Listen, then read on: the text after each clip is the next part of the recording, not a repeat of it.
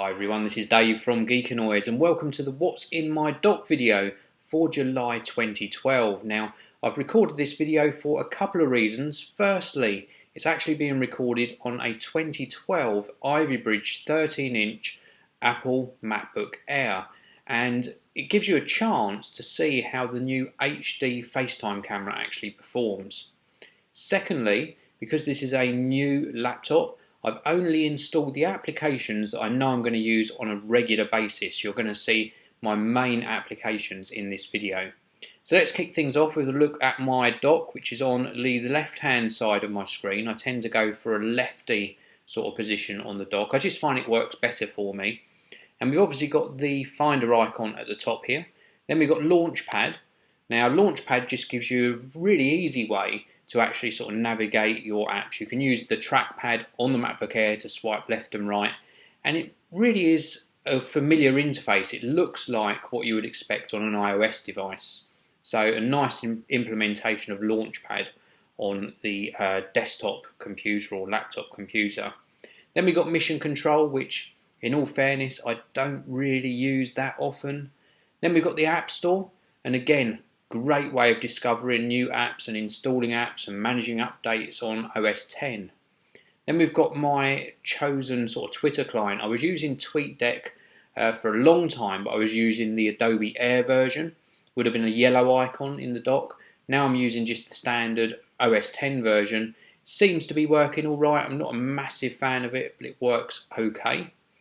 Then we've got Apple Mail, which I use to collect my email.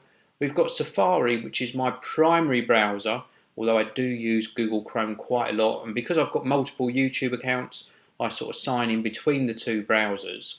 But don't forget, if you do have multiple YouTube accounts, you can use fast user switching on it, and you can switch between accounts really easily with YouTube now. So do bear that in mind if you have got more than one YouTube account. And then we've got Evernote. This is a really nice application. Evernote allows you to type in notes or make bookmarks of websites, and then it synchronizes across multiple devices. So any notes I make on my MacBook Air, I can gain access to on my Mac Pro, or I can gain access to them on my iPhone or my iPad as well. Great for taking notes and for presenting videos, because it means I'm always up to date wherever I'm recording. Then we've got Skype.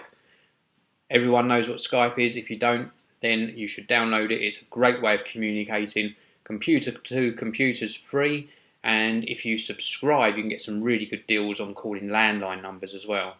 Address Book. Then we've got iCal, iTunes, ScreenFlow, which is the application I'm using to record this on now. Great screen capture application. It allows you to focus in on certain parts of the screen, to add text. Really good application if you do this sort of video that you're watching. Then we've got Final Cut Pro. This is the main video editor that I use now. I use this to produce all of the videos for the Geekanoids channel. And then the next one down is Compressor, and this sort of works in combination with Final Cut Pro 10. And what you can do is you can actually set up presets that affect the compression ratio, the quality of the video, the sort of color grading of the video, and you can very quickly send jobs to Compressor and actually render them in the background.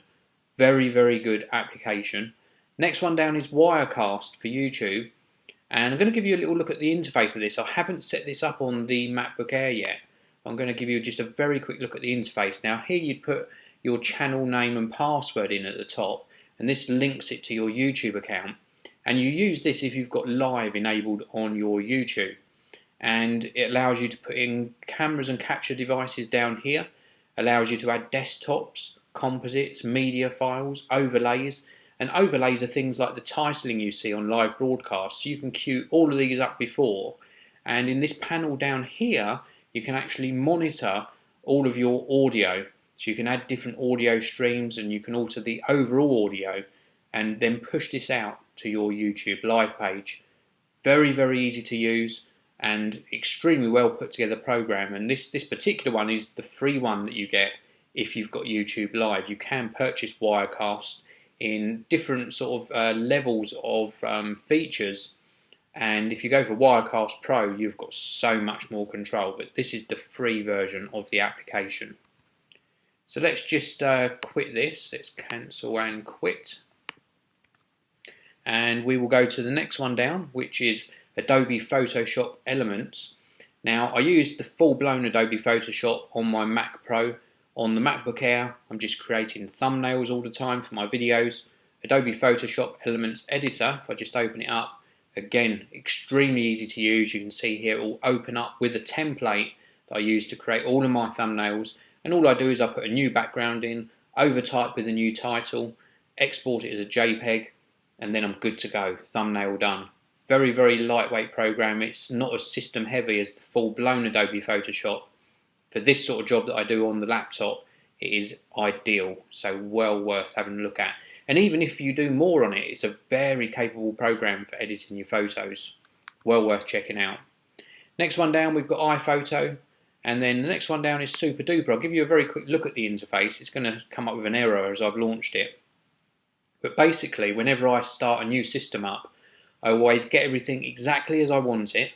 And then I do a clone of the hard drive. So I clone it across to an external drive. Then if anything goes wrong with the laptop I'm working on, I've got a clone of that hard drive that I can then put back onto a new machine very easily if it needs to be swapped out. Or if they need to replace the internal flash memory on the MacBook Air, I've got that clone and I can clone it straight back across when I get the MacBook Air back, and I'm good to go again. This is a brilliant program. It runs about £14. It might even be less than that. Well worth picking this one up. That's Super Duper. And then the next one down is 1Password. Now, I used to use this a long time ago and then I stopped using it. Now I use it a lot. And what this does is it allows you to save your login passwords to various websites. You can see I've got battle.net here, and it synchronises to Dropbox. So if I log in to a website or I create a new login on my MacBook Air, this synchronises to Dropbox. Then on my Mac Pro, my iPhone and my iPad, I can very easily log into all of these different websites.